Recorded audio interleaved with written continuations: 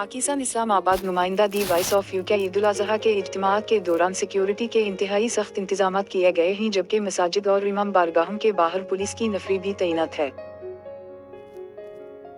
मुल्क के तमाम छोटे बड़े शहरों में फर्जंदान तवहीद सुन्नत अब्राहीमी की पैरवी करते हुए जानवरों की कुर्बानी भी कर रहे हैं। दारुल हुकूमत इस्लाम आबाद और सूबाई दारुल हुकूमत के मुख्तलिफ शहरों में नमाज ईद के इज्तिमाअत मुनक़िद हो रहे हैं, जिनमें इस्लाम की सरबुलंदी मुल्क पाकिस्तान में अमन व अमान और खुशहाली के लिए खास दुआएं की गई। ईद उल अज़हा के मौका पर वज़ीर आज़म पाकिस्तान शहबाज शरीफ की जानिब से पूरी कौम को मुबारकबाद पेश की गई है।